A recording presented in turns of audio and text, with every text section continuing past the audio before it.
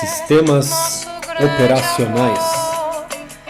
Professor Alexandre Freire. Vocês estão ouvindo aí a música Rumo ao Infinito, da Maria Rita. Tô cortando agora rapidinho para o YouTube não reclamar. O YouTube tá chato comigo aí. E olha que eu não tô nem monetizando o canal, nem tenho audiência para isso. Mas vamos lá. Então, olá pessoal, espero que estejam todos bem. Eu vou gravar um vídeo aqui curto para fazer o final aqui do capítulo 6, né?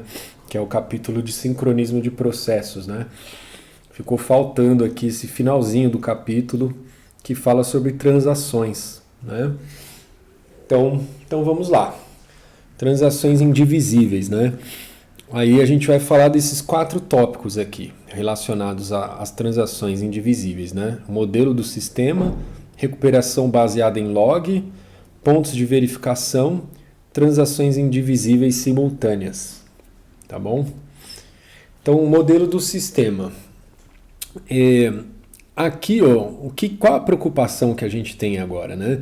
É que assim, antes, né, quando a gente estava falando de sincronismo de processos, ou sincronismo de threads, né, a gente só estava preocupado com a consistência dos dados, né? Então, você fala, dependendo de como acontecem as trocas de contexto entre uma thread e outra, que estão compartilhando os mesmos dados, né?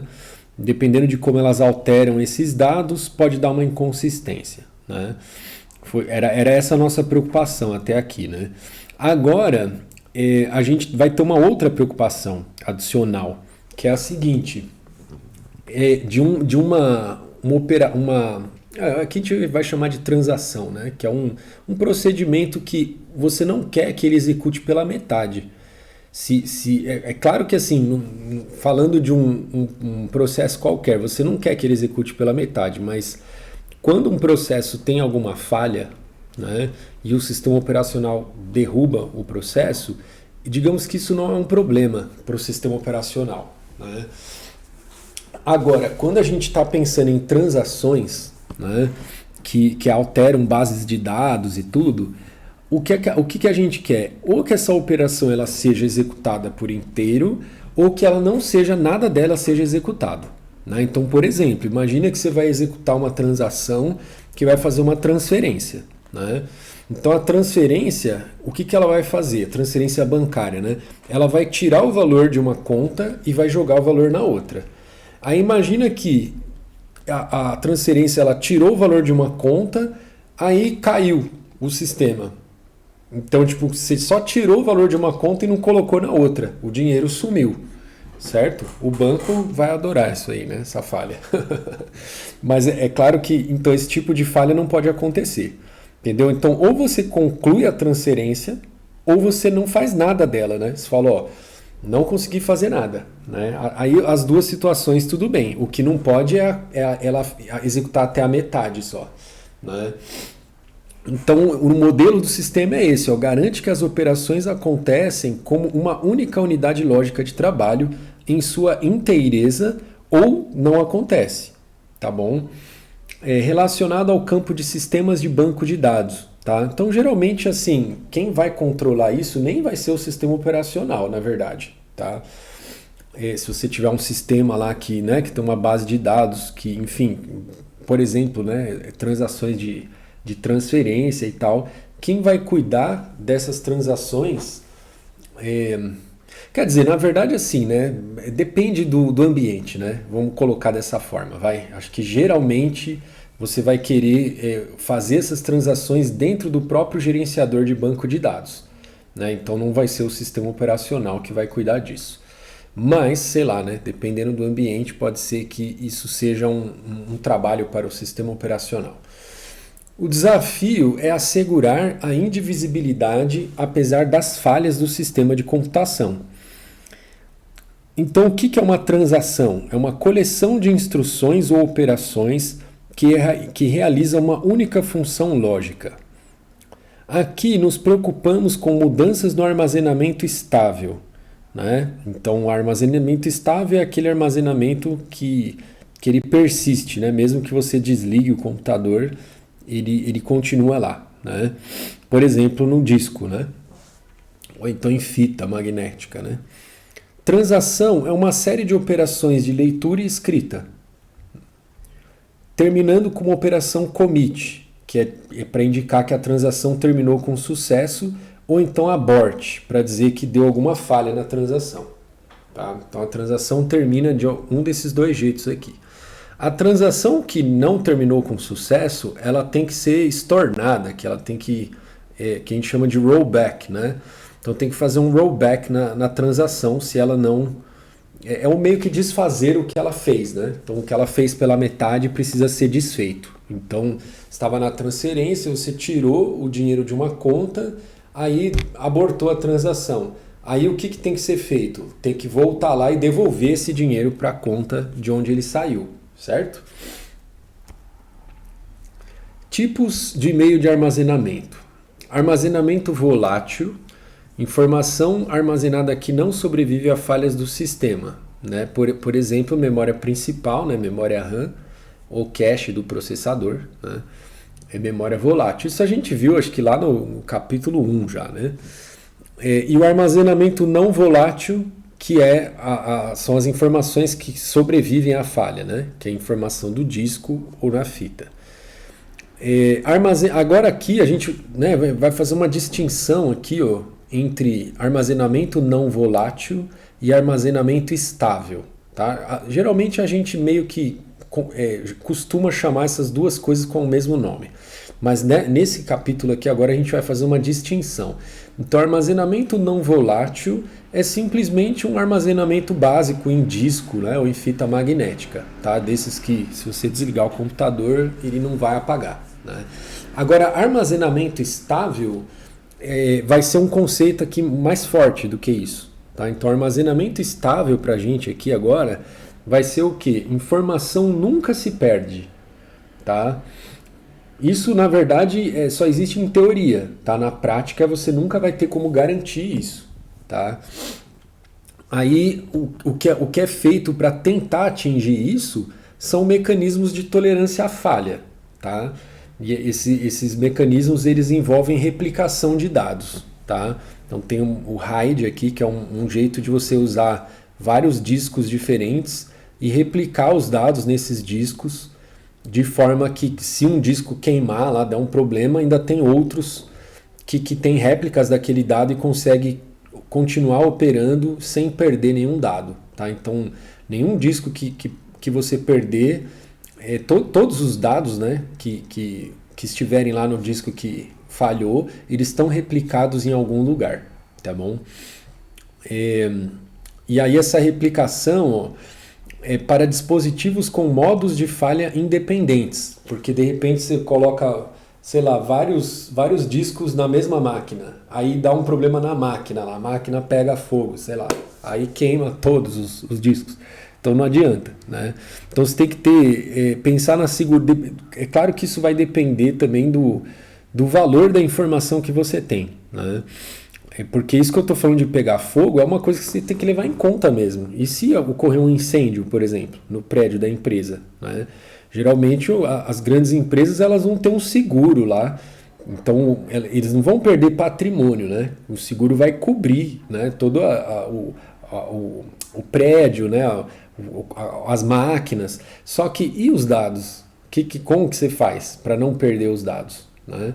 Então você pode replicar esses dados, inclusive em locais diferentes, locais físicos diferentes, né, em prédios diferentes. Né? Caso mesmo que pegue fogo num prédio, você não vai perder os seus dados, porque você tinha num outro lugar, outra cidade, sei lá, né, a réplica dos dados, tá bom? Então a gente está falando aqui de empresas grandes, né? O objetivo é garantir indivisibilidade da transação, onde as falhas causam perda de informações no armazenamento volátil.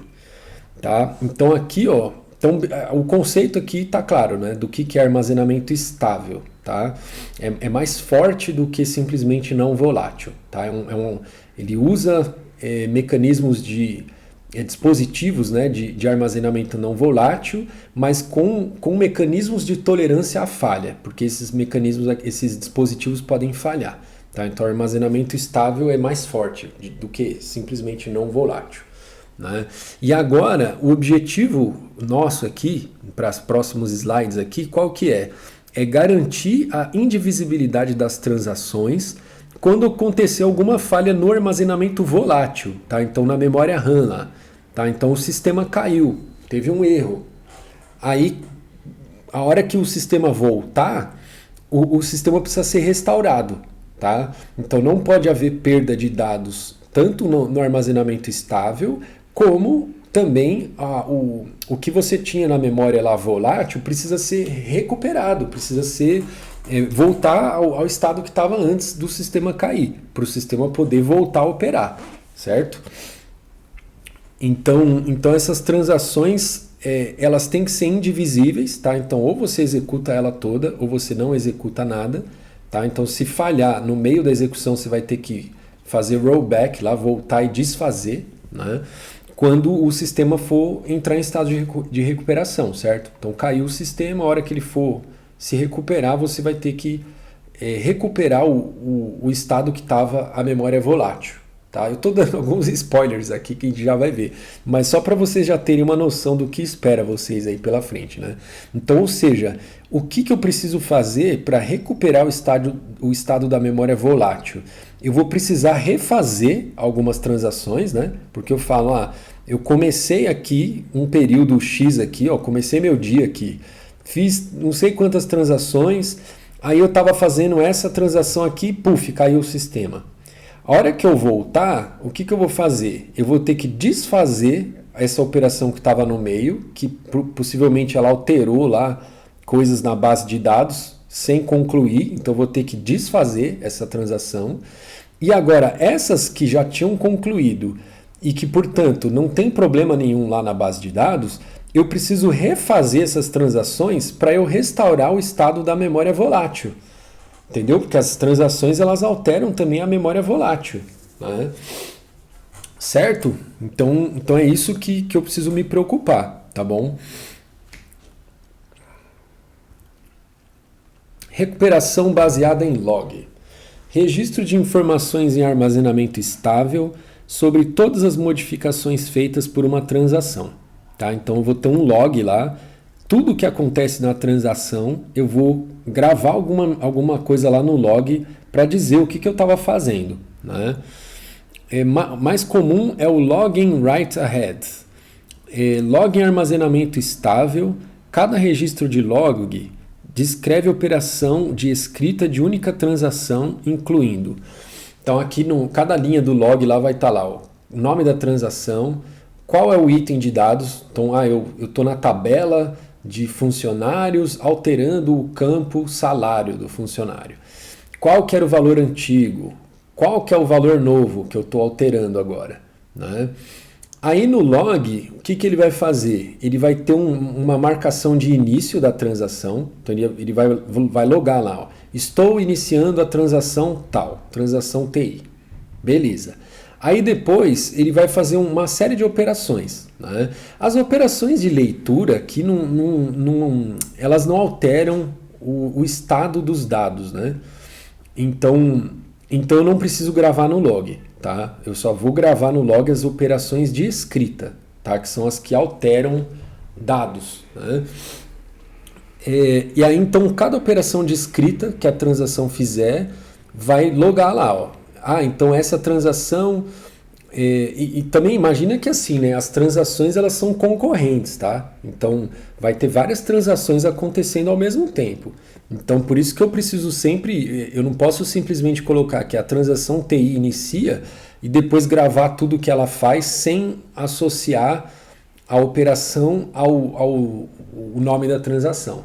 Porque, na verdade, aqui o log ele vai estar misturado. Então ele vai aparecer, ó, transação TI inicia, transação TJ inicia, aí faz uma escrita na TI, aí faz uma escrita na TJ, vai estar tudo misturado.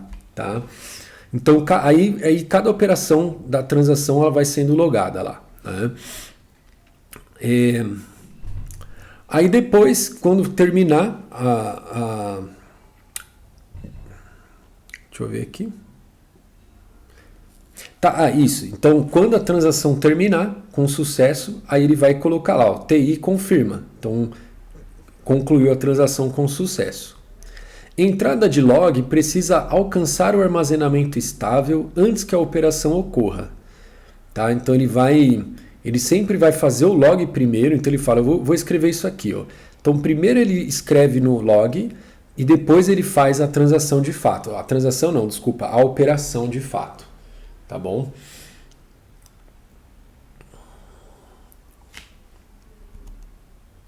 Usando o log, o sistema pode tratar de quaisquer erros de memória volátil. Undo, ele restaura o valor de todos os dados atualizados por TI. E redo define valores de todos os dados na transação TI para novos valores. Então, ou seja, deu algum problema, aí eu vou voltar lá no log, né? Até o que está escrito aqui, né? Ele vai ver assim, ó. No log, se a transação começou, mas ela não tem o commit, então o que eu preciso fazer? Eu preciso fazer o undo, certo? Que é o rollback, né?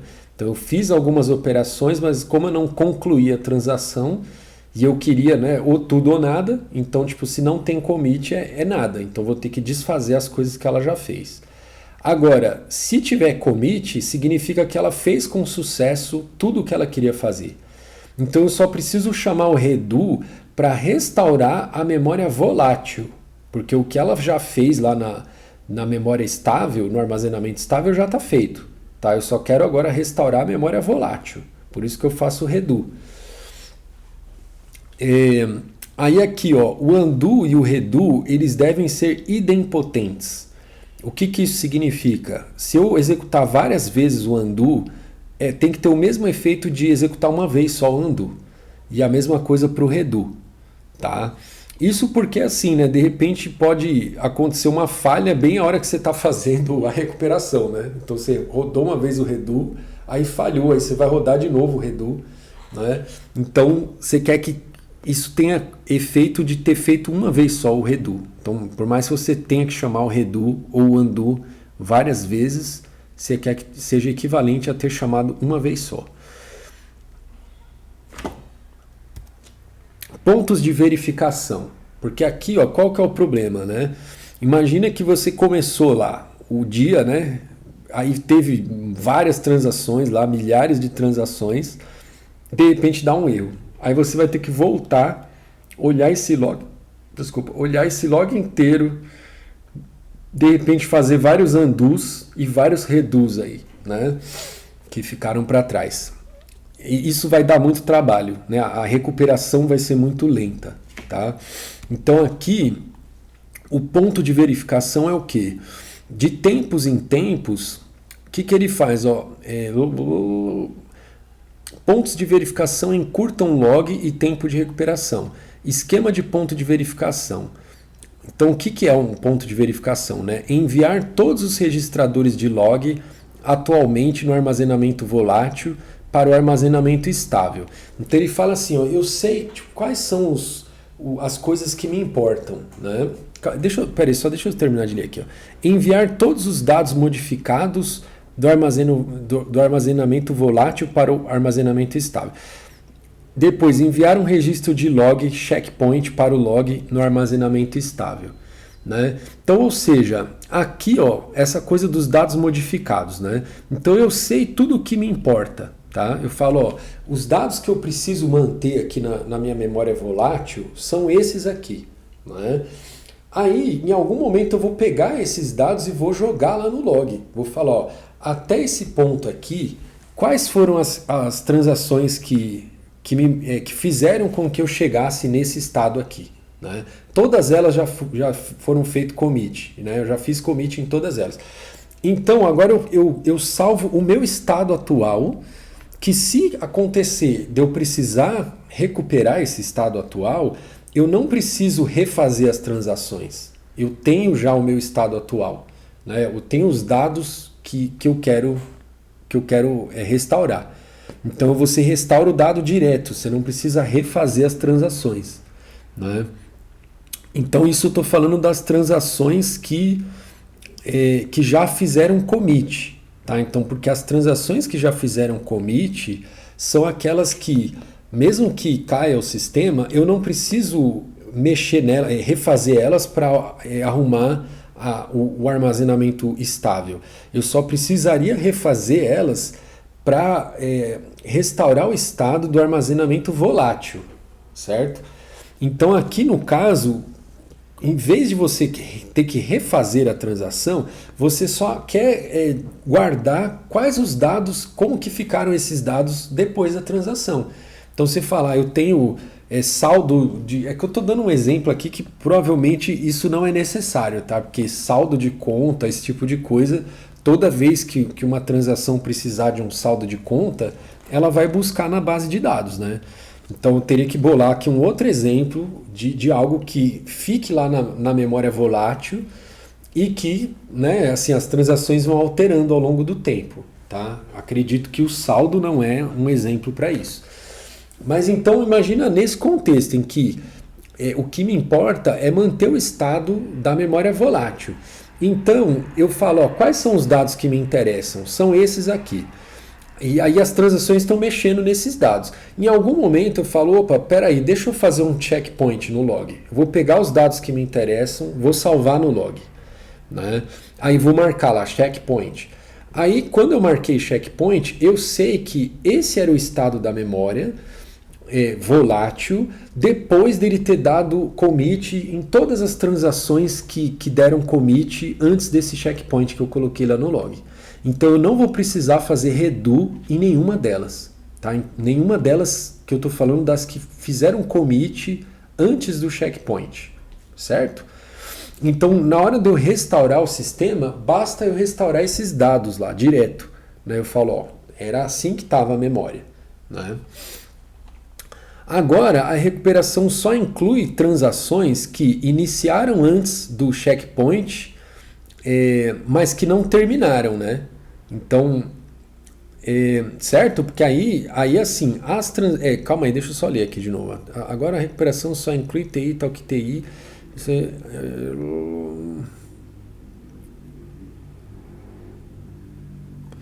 Tá, então aqui, é que o parágrafo acho que está um pouco confuso, né? Porque assim, vamos tentar raciocinar aqui para ver o que faz sentido, né? Então assim, se a transação teve commit antes do checkpoint, significa que eu não preciso fazer nada com essa transação, certo? Se ela iniciou, mas ela não teve commit antes do checkpoint, então significa que eu preciso fazer undo nessa transação, certo? Agora, se a transação iniciou depois do checkpoint, aí e não fez commit, aí eu preciso, quer dizer, todas que não fizeram commit eu tenho que fazer undo, né? Mas as que fizeram commit depois do checkpoint, aí essas eu preciso fazer redo, certo? Porque o checkpoint ele marcou para mim como que estavam os dados até aqueles commits lá que tinham sido feitos antes do checkpoint. Então, os commits que vieram depois desse checkpoint, eu vou ter que refazer as transações, tá bom? Então, na hora de recuperar, eu simplesmente restauro o estado da memória volátil com os dados que estavam lá no checkpoint e eu saio fazendo redo em todas as transações que tiveram commit depois do checkpoint e undo naquelas que não tiveram commit, né? Devem ser equivalentes à execução... Transações concorrentes. Tá? O que são as transações concorrentes? Devem ser equivalentes à execução serial. Poderiam executar todas as transações... o que é a execução serial? Né? Execução serial é assim, imagina que eu tenho um número N aí de transações. Aí eu poderia... a ordem delas para mim tanto faz, tá? Então, em qualquer ordem que elas executarem para mim tanto faz. Só que a execução serial é eu pegar qualquer uma dessas ordens e executar uma de cada vez, entendeu? Então vamos supor que a minha ordem é transação 1, depois 2, depois 3, depois 4, depois 5. Então, execução serial é isso, eu vou executar a primeira a 1, depois a 2, depois a 3, depois a 4 e depois a 5, certo?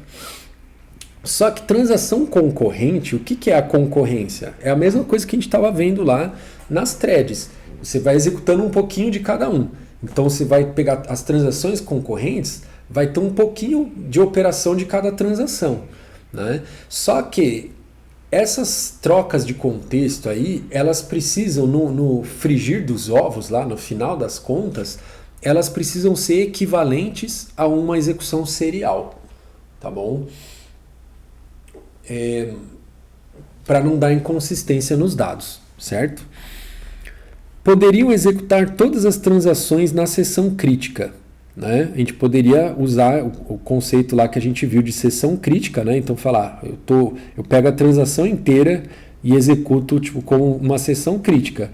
Aí é claro que isso aí vai ser equivalente a uma, isso vai ser uma, quer dizer, vai ser equivalente a uma execução serial, no sentido de que, vamos supor, começou a transação 1 aqui, aí ela não foi até o final, aí veio a transação 3, só que a transação 3 não vai conseguir executar nada, porque ela vai falar assim, o 1 aqui está no meio da sessão crítica dela e não terminou ainda, né? Aí ela não faz nada, aí vem a transação 5, não faz nada, aí só quando vier a vez da transação 1 de novo, aí ela continua até ela terminar. Terminou, a hora que vê a outra transação, veio, sei lá, 3, mesma coisa, ela vai começar a sessão crítica dela, mesmo que troque o contexto, as outras transações não vão conseguir fazer nada, enquanto a transação 3 não terminar tudo que ela tinha que fazer. Então, ou seja, se você fizer isso, né, colocar a transação inteira dentro de uma sessão crítica, aí é claro que isso vai ser equivalente a uma execução serial, né? Só que aí não vai servir para nada, porque a concorrência ela é justamente para você poder reaproveitar a CPU, né? Você poder faz um pouco aqui de uma coisa, aí de repente uma transação está fazendo lá uma operação de entrada e saída, vem outra transação e vai usando a CPU, né? O mesmo esquema. Então isso é muito restritivo e portanto vai ficar ineficiente, tá? Então o que a gente quer são algoritmos de controle de concorrência, tá? Que a gente quer que no final o efeito, a forma como as transações são executadas de forma concorrente, a gente quer que no final das contas seja equivalente a uma execução serial, tá bom? Mesmo que a gente sabe que na prática não foi uma execução serial, ela é uma execução concorrente, né? Serialização. Considere dois itens de dados A e B.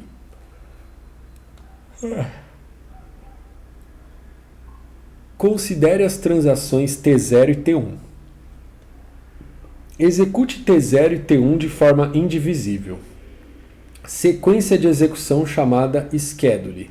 Tá? Então eu tenho uma schedule aqui, essa, né? T0 depois T1. Poderia ser T1 depois T0, tá bom? Então uma schedule é isso, é uma ordenação das transações. Ordem de transação executada de forma indivisível chamada schedule serial. Tá? Então schedule serial é um schedule que garante que você está executando uma transação inteira, depois outra, né? Para N transações existem N fatorial schedules seriais válidos. Tá? Então são todas as permutações, né, das N transações, qualquer uma delas para mim é válida, né?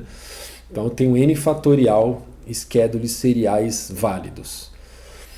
Agora, então, por exemplo, esse aqui é um schedule serial, certo? Estou executando T0 e executando T1. Agora, vamos ver, a gente quer chegar num schedule não serial que seja equivalente ao schedule serial, certo? Porque, enfim, o nosso objetivo é esse, certo? A gente quer permitir a concorrência, mas a gente quer que o resultado final seja equivalente a como se não existisse a concorrência, como se tivesse executado uma depois da outra, e todas, cada uma de cada vez.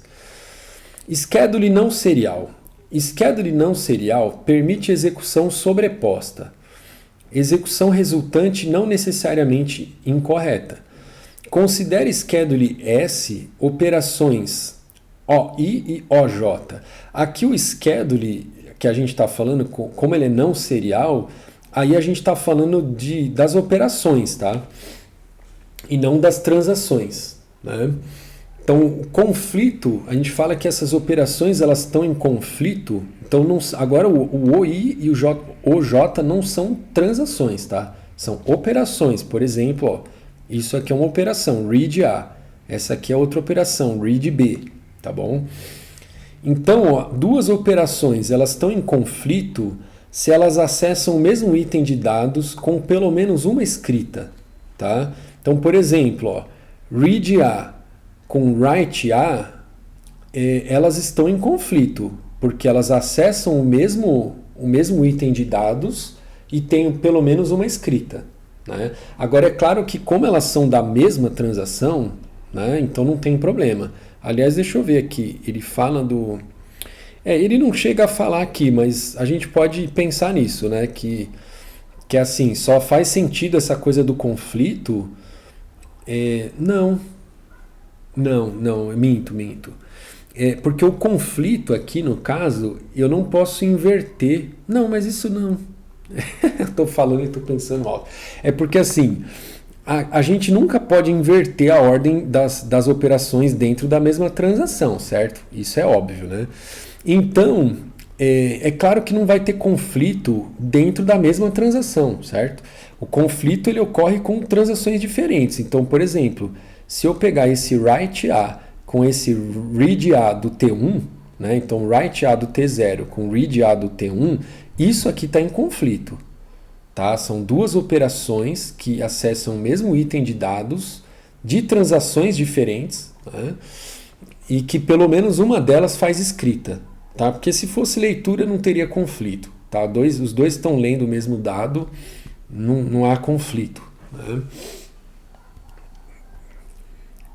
Se a operação I e a J consecutivas, né, e operações de diferentes transações, deixa eu ver, OI consecutivos e operações de diferentes transações desculpa, deixa eu voltar aqui e ler de novo. Ó.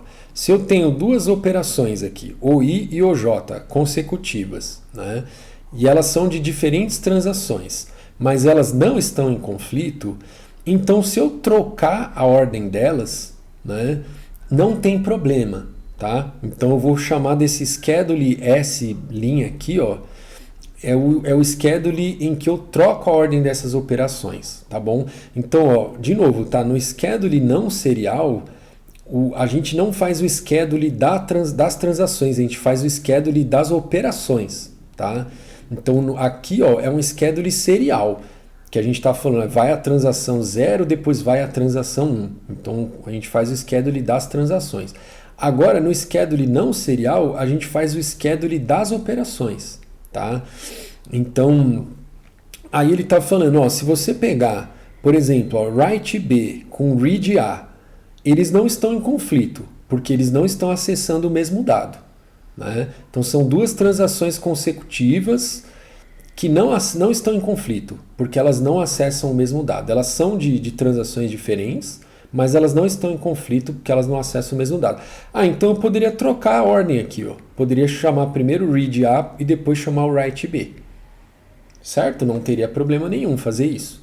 Não daria nenhuma inconsistência.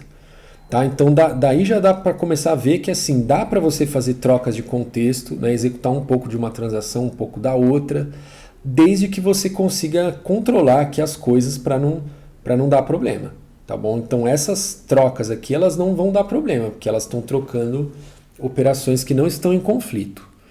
Tá? Então esse schedule S' que trocou essas duas operações consecutivas que não estavam em conflito, ela é equivalente ao S. Né? Se S puder se tornar S' via swapping de operações não em conflito, S é seriável em conflito. Tá? Eu acho que, bom, o parágrafo ficou um pouco estranho aqui, mas o que ele está querendo dizer aqui é o seguinte: qualquer schedule não serial que você tiver, deixa eu mostrar um exemplo aqui, ó, vai, schedule serial simultâneo, ó. Esse aqui é um schedule seriável em conflito lá, ó. Ele é equivalente a um schedule serial, tá? Então aqui, ó, Mas eu vou chamar isso aqui de schedule não serial, tá? Porque ele não é serial naquele sentido de que eu estou colocando T0, depois T1, ou então T1, depois T0, tá? Então vou dizer que ele é não serial por causa disso. Mas ele é seriável, tá? É diferente de serial, né? Então ele não é serial, né? Eu troquei aqui, ó.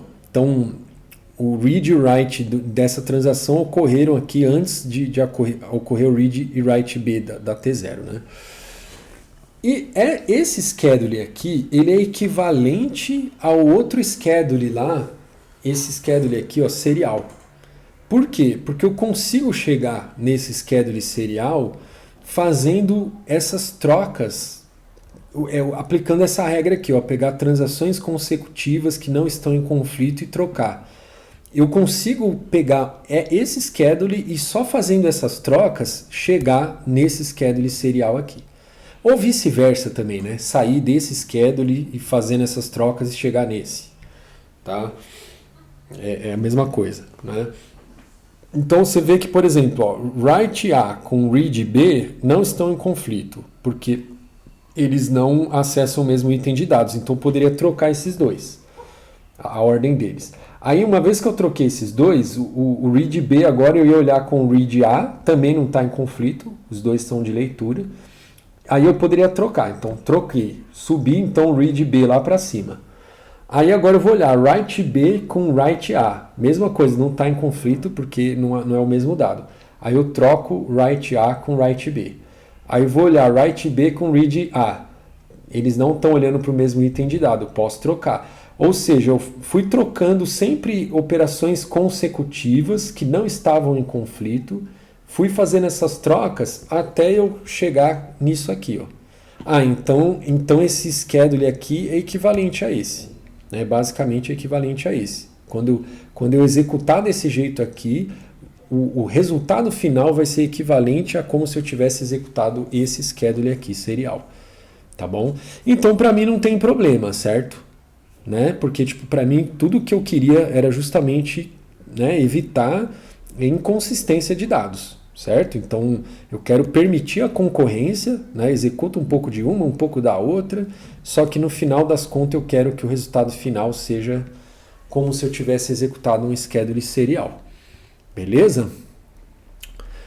Protocolo de lock. Garante serialização pela associação de lock a cada item de dados. Segue protocolo de lock para controle de acesso. Aí aqui a gente está falando de coisas que a gente viu bem já, né? Aqueles locks lá, né? A gente estava falando dos locks em threads. Aqui a gente vai estar falando dos locks em transação, mas a ideia é basicamente a mesma, tá?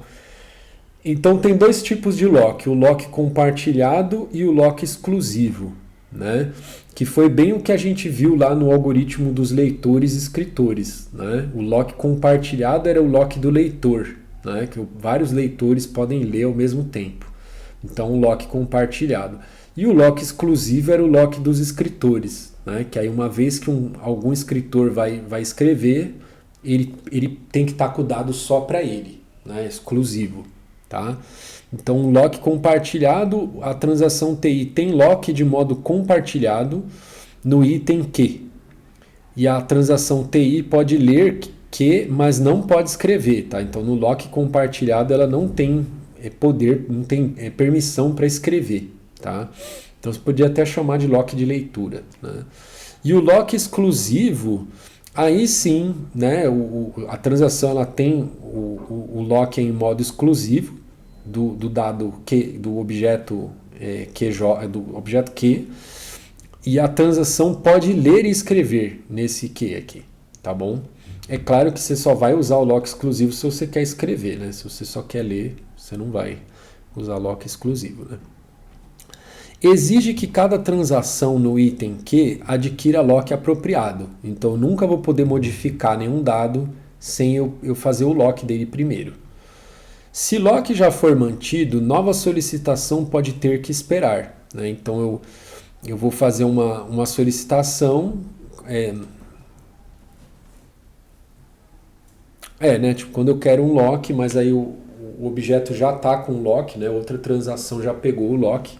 No caso aí eu quero um lock, por exemplo, pode ser compartilhado, mas o dado já está com o item lá já está com o lock exclusivo, eu não vou conseguir, vou ter que esperar, né? Então, o mesmo esquema que acontecia com as threads lá, né?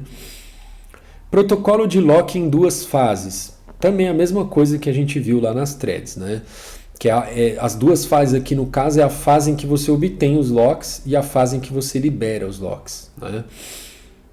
Só que na verdade acho que a gente não viu isso, né? Acho que a gente não viu isso. Que é assim, porque lá o que a gente viu quando a gente estava falando de thread?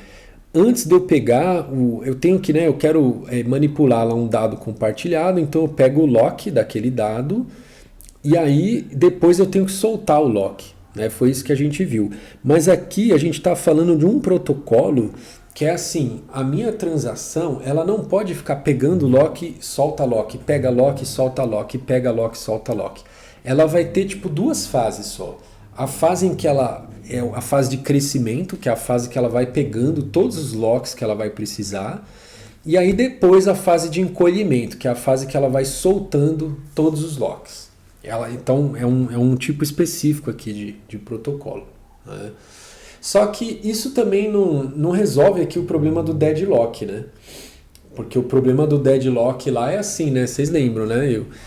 Aliás, a gente vai estudar deadlock no próximo capítulo. A gente vai estudar mais a fundo. Mas a definição básica lá é assim, né? Eu tenho vários processos esperando, ou aqui no caso transações, né? Esperando por itens que estão com lock já e que quem pode soltar esses locks está em espera. Então, tipo, se as transações, ou se as threads, ou se os processos estão em espera, como que eles vão soltar os locks, né? O caso mais básico é quando você tem dois, né? Então, duas threads ou duas transações. Aí, tipo, as duas querem o objeto A e o objeto B. Aí uma pegou o lock do A, a outra pegou o lock do B. Aí a que pegou o lock do A fica esperando pelo lock do B, e a que pegou o lock do B fica esperando pelo lock do A. E aí nenhuma das duas sai do lugar. Isso aqui, essa coisa das duas fases aqui não vai impedir deadlock, tá? Um jeito de evitar o deadlock aqui, nesse tipo de abordagem, seria se você tivesse cada item, vamos dizer que os itens eles têm um identificador que é um número, tá? Então cada item tem um número. Aí, uma abordagem, eu acho que essa abordagem, eu não lembro se a gente chegou a comentar lá antes no capítulo. Mas enfim, vou comentar, não sei se eu estou comentando de novo ou se eu estou falando pela primeira vez. Porque tipo, um jeito de evitar deadlock seria, na fase de crescimento, então você teria que estar usando esse protocolo de duas fases aqui, né? E aí na fase de crescimento, você só solicita os locks em ordem crescente. Então, o protocolo, ele fala, ó, se você solicitar um lock, por exemplo, do objeto 5, mas você antes disso, você tinha solicitado o lock do objeto 7, então ele vai falar, não, você está furando o protocolo. O protocolo é pedir em ordem crescente, né? Então, você teria que associar, não sei assim o quanto isso é viável de se fazer na prática, mas isso é um jeito de evitar deadlock. Porque aí você nunca vai ter o ciclo, né? Então, se você tem, por exemplo, nesse exemplo básico aí que eu dei vou falar transações agora, vai. Então, nesse exemplo básico em que duas transações, as duas querem usar os itens A e B, as duas teriam que fazer a solicitação na mesma ordem. Então, não teria como uma pegar o A e esperar pelo B e a outra pegar o B e esperar pelo A. Isso não poderia acontecer, porque as duas teriam que pegar na mesma ordem. Então, tipo, aqui pegar o A primeiro, a outra já não vai conseguir pegar o A e nem o B, né? Certo? Então esse protocolo de duas fases, quando a fase de crescimento você obriga o cara a requisitar os itens em ordem crescente, aí ele evita deadlock. Tá bom? Só que esse tipo de abordagem, de novo, tá? Eu não sei o quanto isso é viável na prática, tá? Essa coisa de ter um identificador associado a cada recurso e depois você ter que pedir em ordem crescente, né? Isso pode ser que seja um pouco complicado aí do ponto de vista prático, tá? Protocolos baseados em estampa de tempo. Selecione agora para que serve esse protocolo, tá? É um protocolo para garantir que você vai executar as transações. Você quer chegar num schedule desse aqui, ó, não serial, mas que seja equivalente a um schedule serial, certo? Então você quer permitir que as operações executem lá em qualquer ordem, só que no final das contas você quer garantir que, o que você fez lá é igual a algum schedule serial, tá bom? Não importa qual, não precisa ser em ordem do 0, 1, 2, 3 certinho, pode ser em qualquer ordem, tá? Então é para isso que serve esse protocolo que a gente vai ver aqui, ó. Protocolos baseados em estampa de tempo, tá?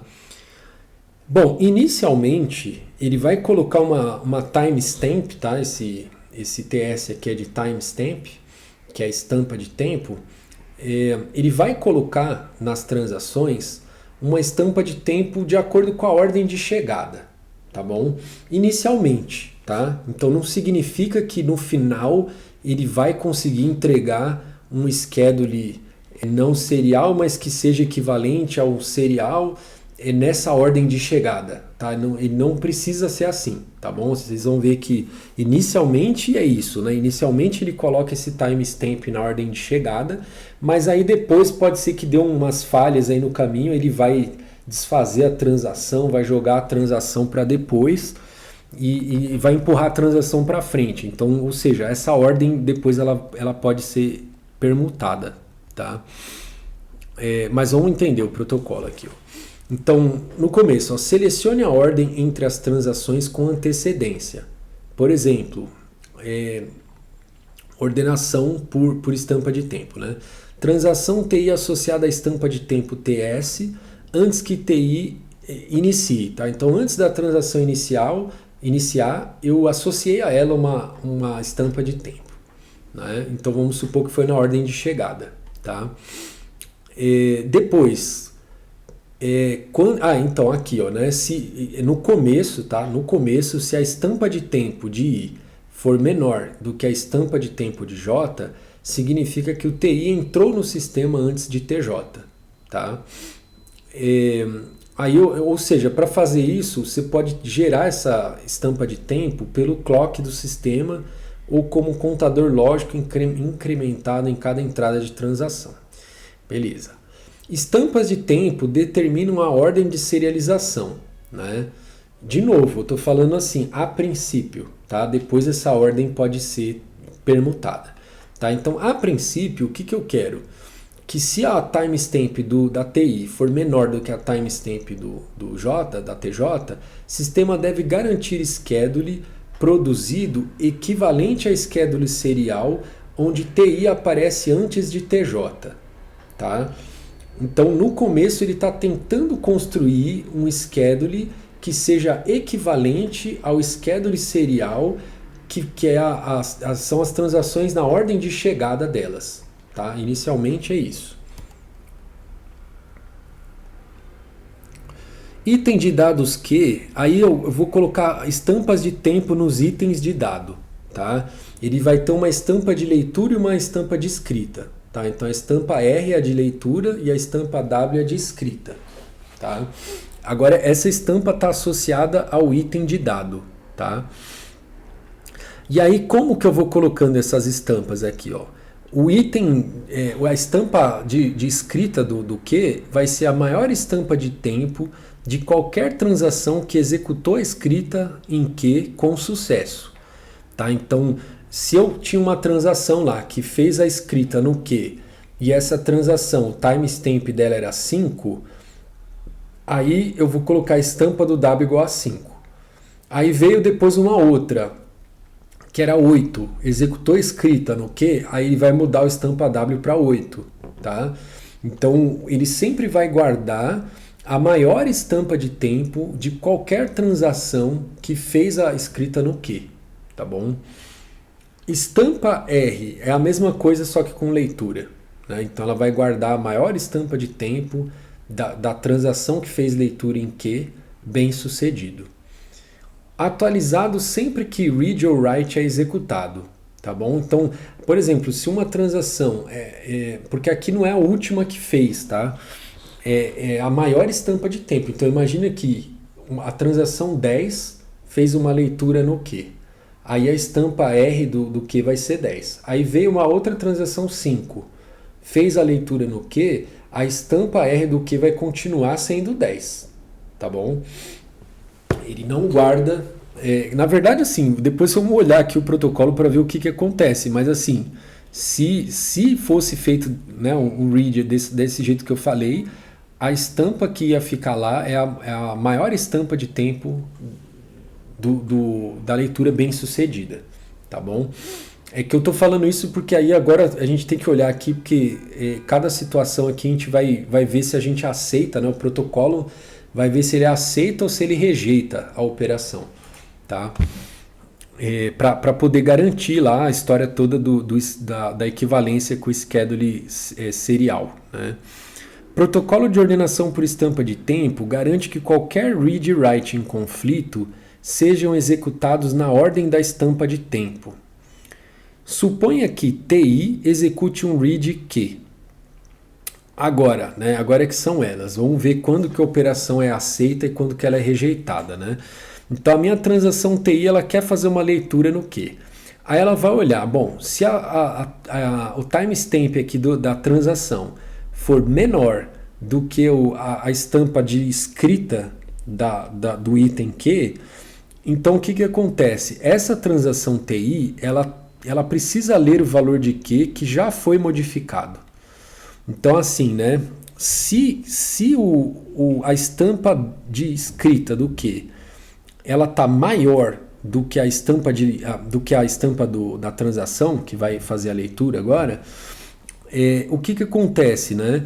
Lembra que inicialmente eu queria fazer um schedule que fosse equivalente ao schedule serial em que as transações são executadas na ordem desse timestamp aí, certo? Agora, aqui, ó, se ocorreu isso, ocorreu um conflito. Eu fiz trocas, eu tô pegando duas operações no mesmo item de dados, né, de transações diferentes e que uma delas faz escrita. E aqui eu estou dizendo que eu permutei uma coisa que não podia permutar, né? Eu executei antes uma coisa que era para ter sido executada depois. Porque tipo, o timestamp de escrita do Q ser maior do que o timestamp dessa transação agora, significa que, eu peguei uma escrita lá de uma transação que era para estar depois da minha transação TI e eu executei ela antes. E eu nunca vou conseguir permutar essas operações, né? Porque lembra que assim, ó, é um pouco, não é tão fácil de entender, mas lembra que assim, essa história toda é assim, ó, vamos voltar na figura aqui, ó. Eu tô falando que é complicado, eu não sei se vocês estão achando complicado, é que na hora de explicar, eu acho complicado. Talvez vocês aí assistindo a aula estejam achando fácil, né? Eu vou respirar um pouco e vou voltar e vou falar de novo com calma. Lembra que assim, ó, toda brincadeira aqui é a seguinte, eu quero permitir que as operações ocorram aqui em ordens trocadas aqui, só que depois, como que eu garanto que esse schedule que eu fiz aqui, ele é equivalente a um schedule serial? Por exemplo, esse aqui é um schedule serial. Como que eu garanto isso? Fazendo trocas, eu tenho que pegar operações consecutivas que não estão em conflito e ir trocando. E aí eu vou trocando até eu chegar num negócio desse aqui, ó. Se isso for possível, significa que esse scheduling aqui tá bom. Ele é equivalente a um schedule serial, certo?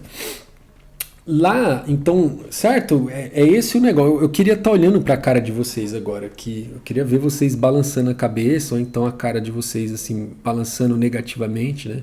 Ou então arregalando o olho, ou então dormindo, né? Mais provável. Ou então indo no banheiro, né? Enfim, tem várias possibilidades. Saindo antes da aula para ir embora.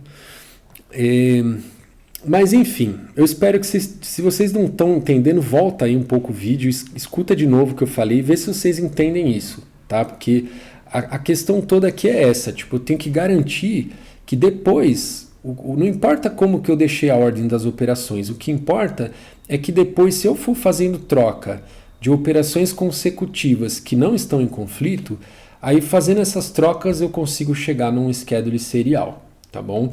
E ali, lá naquele momento lá, quando que ele vai rejeitar uma operação? Quando ele vai falar assim, meu amigo, para eu, vamos supor que assim, ó, vou dar um exemplo mais concreto aqui, ó. Imagina que agora vamos trocar o timestamp aqui, ó. Vamos supor que o T1 aqui tinha um timestamp menor do que o T0, tá? Então era para eu chegar num schedule serial em que o T1 tinha que ser executado antes do T0, né? Aí, ó, eu não consigo fazer esse scheduling aqui chegar num schedule serial em que o T1 é executado antes do T0. Isso eu não consigo fazer. Por quê? Porque, por exemplo, ó, esse write A com read A, eles estão em conflito, porque eles estão operando o mesmo item de dado. Então eu não consigo trocar eles aqui, ó.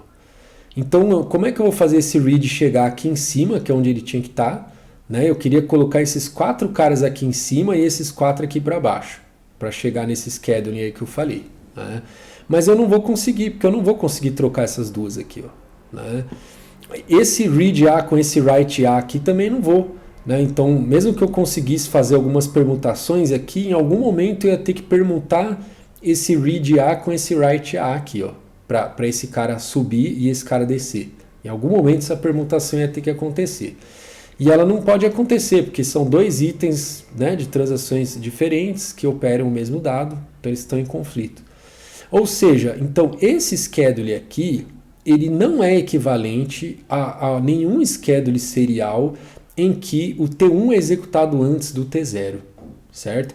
Então, se eu fosse executar aqui esse write, o protocolo ia identificar isso, ele ia rejeitar a operação, ele ia falar, não dá.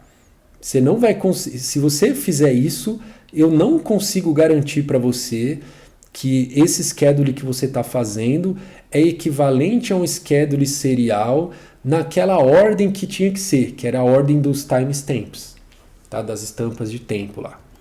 Tá bom? Então ele detecta isso e ele rejeita a operação. Ele rejeita a transação, tá? Então ele vai ter que desfazer aqui as operações que essa transação fez, tá? As que ela já fez, né? Então ele vai rejeitar essa leitura e vai ter que cancelar a transação TI, tá? Então ela tentou fazer uma leitura que, já era, o valor que ela tá lendo aqui já não é seguro, porque, enfim, espero que vocês tenham entendido aí o porquê. Aí, então é isso, aí ele vai cancelar a transação TI. Agora, se a estampa de tempo de TI for maior ou igual a estampa de escrita do que, aí tudo bem, tá? Ele vai lá, executa o read, e aí ele possivelmente vai ter que atualizar a estampa de leitura do que, né? Porque tem que ser o cara, a maior estampa que executou leitura com sucesso no que. Então ele vai executar a nova estampa de leitura do que vai ser o máximo entre a estampa antiga e a estampa de tempo dessa transação TI, tá bom? Então se ela tinha uma estampa maior do que o que estava lá na estampa de leitura do que, aí essa estampa de leitura do que vai ser a estampa da transação TI, beleza? Aí vamos ver agora quando é escrita, né? Quando que ele aceita e quando que ele rejeita. A ideia é basicamente a mesma, ele vai identificar que tem conflito com alguma operação que já foi executada e que, portanto, eu não conseguiria fazer a troca, né, das operações de modo a poder afirmar que o meu schedule ele ficaria equivalente ao schedule serial na ordem dessas timestamps aí que eu tinha definido, então ele vai rejeitar a transação. A ideia é basicamente a mesma, tá? Só vamos ver aqui quando que as coisas acontecem, ó. Então, quando o timestamp da transação for menor do que a timestamp de leitura do item Q, o valor Q produzido por essa transação, que ele quer fazer uma escrita, né? Então é o valor produzido pela transação, ele foi necessário anteriormente e TI assumiu que nunca seria produzido. Então, assim, o valor já foi lido, né? Então, era para ter sido lido depois, né? Então, uma transação que era para ter sido executada lá depois, ela tinha que ler o valor depois que eu escrevi, mas ela leu antes. Então, agora eu não posso escrever mais. Perdeu o Playboy, né? Era para ter escrito antes, senão, né? Agora, se eu escrever agora, eu posso estar gerando inconsistência nesse dado Q aqui. Então, eu vou rejeitar essa escrita e a transação vai ser cancelada, tá?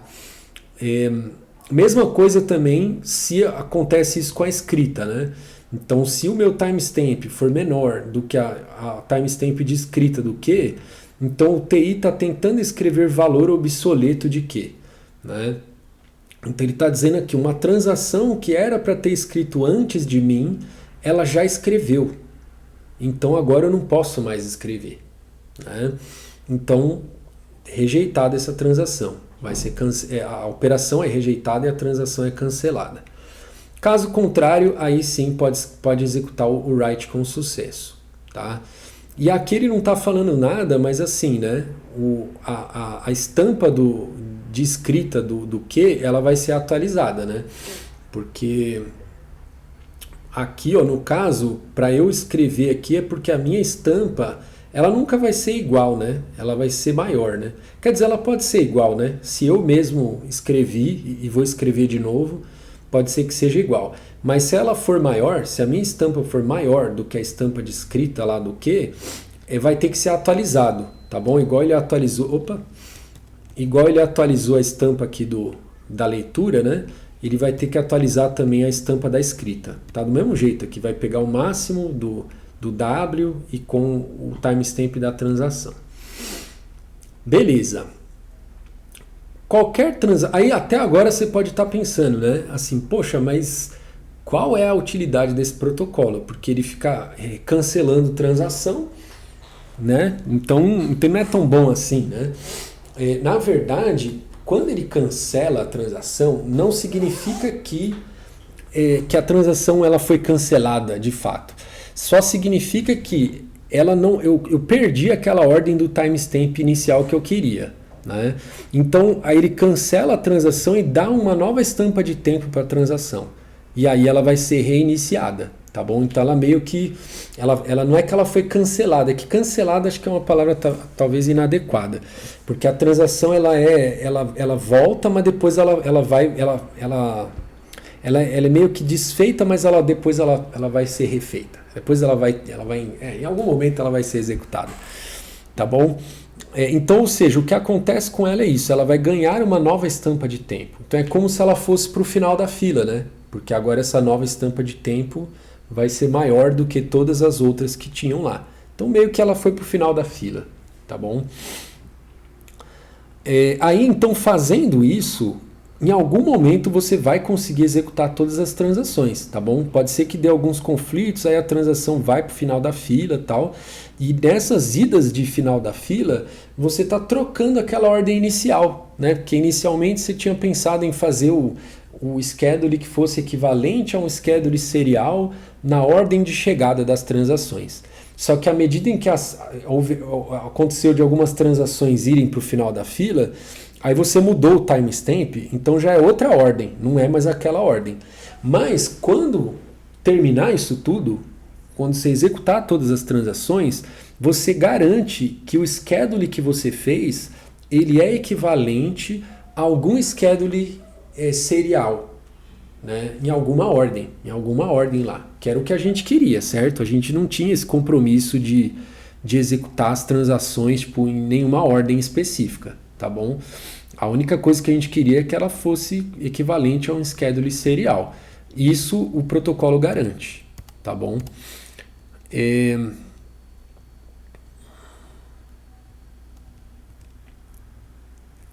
E aqui ele está falando, o algoritmo garante serialização por conflito e ausência de deadlock. Então também não vai dar deadlock aqui, né?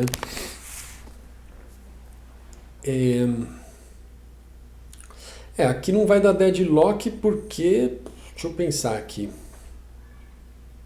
Ele não vai dar deadlock porque não tem lock, né? Na verdade, quando é meio que é isso, né? Meio que não tem lock, né? Tipo, a hora que der algum conflito, a última transação que chegou lá na hora que dá o conflito, ela é rejeitada e vai pro final da fila, vamos dizer assim, né? Então não tem essa coisa de esperar, né? Não tem essa espera. Então não vai ter deadlock, né?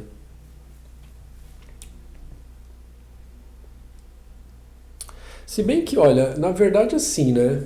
Tudo bem, pode não ter deadlock, mas deixa eu pensar aqui um pouco. Será que poderia.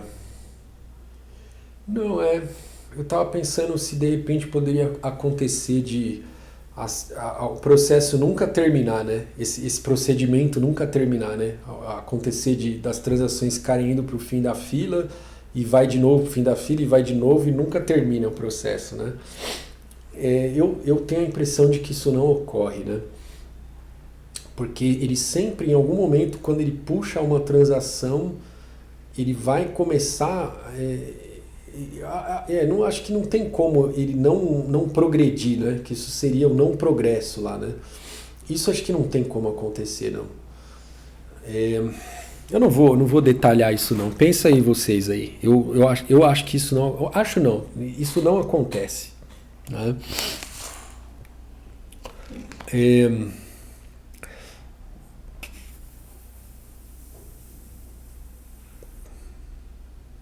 Porque, né, em algum momento, ó, quando isso começa, eu fico com vontade de tentar dar algum argumento aqui, né?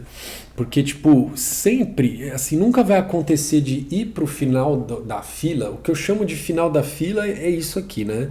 É uma operação ser rejeitada e a transação cancelada. Sempre que isso ocorre, é porque tem alguma transação que está progredindo ali, né? Aí, quando aí você pode ter várias transações que estão progredindo, aí as outras que estão sendo canceladas. Em algum momento você nunca vai conseguir. Não é tão simples, né? Não é tão simples. Não, deixa quieto, pessoal. Não vou argumentar, não. É que sabe o que é, pessoal? Eu sou um cara.